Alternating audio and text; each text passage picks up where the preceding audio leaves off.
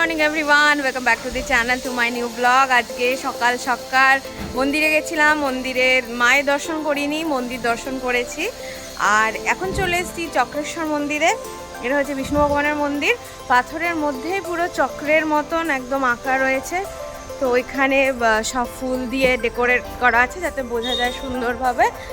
আর হ্যাঁ, সামনেই হচ্ছে ব্রহ্মপুত্র নদ।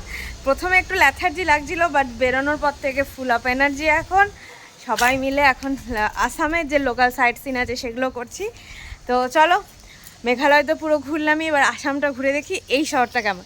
তো ব্রহ্মপুত্র নদ হচ্ছে এই যে আমার পেছনে দেখতেই পাচ্ছ, আর সামনে এই দেখো ওখানে ভগবান বিষ্ণু।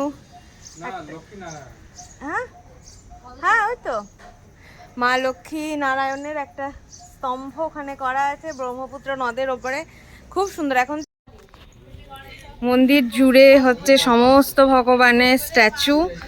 আর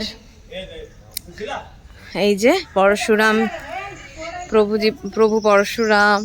এখন এলাম ব্রহ্মপুত্র নদে, আমরা বোটিং করব। তো এখানে অভয় গেছে টিকিটের ওখানে কাউন্টারে, এখানে বোটিং করে একটা মন্দিরে যাব। তো সেই জন্য বোটিং তো আমাদের করতে হবে। এখানে কয়েকজনের মধ্যে বলছে আমরা বোটিং করব না। এবার বোটিং না করলে তো মন্দিরে যেতে পারবে না। তো এখন সবাই মিলে যাচ্ছি টিকিট কাউন্টারে, টিকিট কাটবো, নিয়ে তারপরে বোটিং করে যাব মন্দিরে। তো আমরা বোটে বসে পড়েছি। এখান থেকে কি মন্দিরে যাচ্ছি গো? উমাং। আচ্ছা যাই, গিয়ে নামটা দেখে বলবো। এই হচ্ছে ব্রহ্মপুত্র নদ, আর এই হচ্ছে বোটিং। তো আমরা এখন বোটে করে যাব ওই পারে, ঠিক আছে? তো চলো, দারুণ লাগছে। সাউথের কথা মনে পড়ে গেল, খুব মজা হবে। চলো।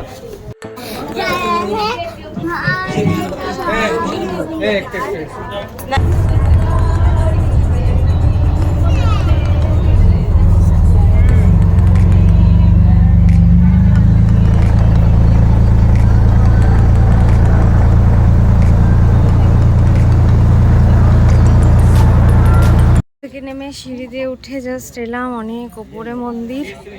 এই পেছনে হচ্ছে, জানি না, এটা এখনো যায়নি। আর এটা হচ্ছে বাজরাংবালির মন্দির, যেখানে আমরা দর্শন করলাম। কোথাও আমি কোনো ঠাকুরকে ভিডিওতে দেখাবো না, কেন কি মা কামাখ্যা মন্দিরের ওখানে প্রচণ্ড একজনের সাথে দেখলাম ঝামেলা করছে। আমি জাস্ট মন্দিরের বাইরেগুলোই দেখিয়ে দেবো। এখন বসে আছি আমি আর কৃষ, আর এরপরে মারা ওরা প্রণাম করে আসুক, তারপরে চিপস খাবে?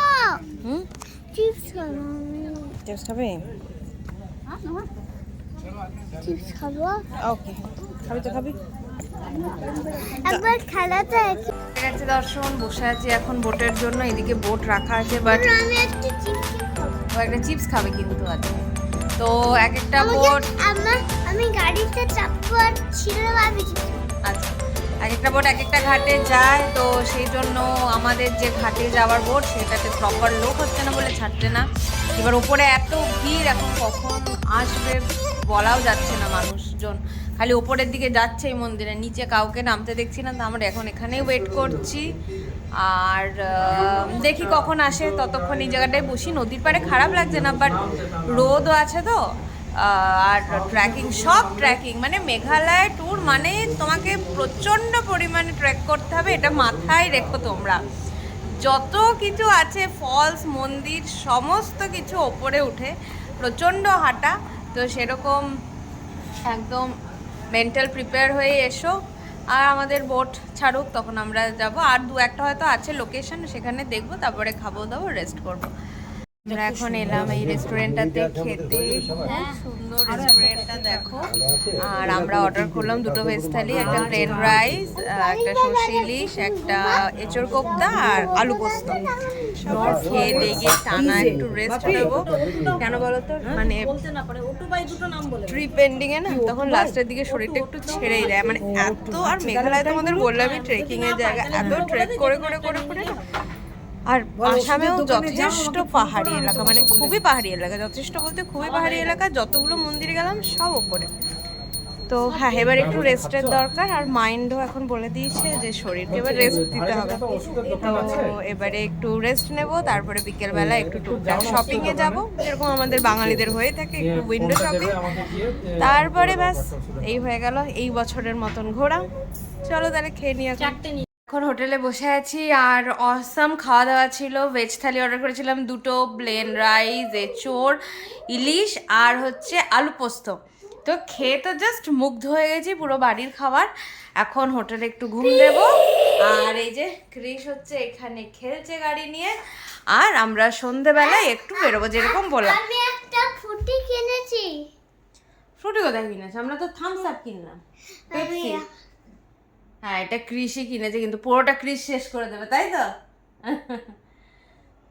চলো, দুপুরবেলা এসে বললাম যে বিকেলবেলা বেরোবো, বাট এত রেস্টলেস লাগছিল, ঘুমিয়ে গেছিলাম। উঠেছি 7টায়, 6:45। অভয় ফোন করেছে যে আমাদের ঘোরালো পুরো শিলং, মেঘালয়টা। ও ফোন করে বলছে যে আপনারা কখন যাবেন বাজার। তো আমরা বললাম যে 7:30 করে বেরোই। তো বললো 8টার সময় মার্কেট শেষ। আর বিশ্বাস করো, তারপরে তাড়াহুড়ো করে গেলাম, ক্রিস ঘুমোচ্ছিল, আর এত রাশ ওখানে, আমি ফোন নিয়ে যেতেও ভুলে গেছি। তো ব্লগ ওই জন্য করতে পারিনি, বাট খুব ভালো মার্কেট, বড় বড় দোকানে, মানে যেরকম প্রপার বাজার হয় সেরকমই, বাট ফুটে প্রচুর জিনিস নিয়ে বসেছে, আর ভালো ভালো জিনিস। বাবা বন্ধ হয়ে গেছে মোবাইল। মোবাইল বন্ধ হয়ে গেছে? ও স্পাইডারম্যান কার্টুন দেখছো, ওর বাবা খাচ্ছে, ওকে স্পাইডারম্যান দিয়ে বসিয়ে রেখেছি। ওর জন্য একটা ডক্টর সেট কিনলাম। এদিকে দেখি না। তো কালকে আছে বালাজি টেম্পল। বালাজি টেম্পলের পর আমাদের মানে 11টাতে চেক আউট আমরা করে যাব, তারপরে বালাজি টেম্পল যাব, ওখান থেকে যাব হচ্ছে স্টেশন লাঞ্চ করে।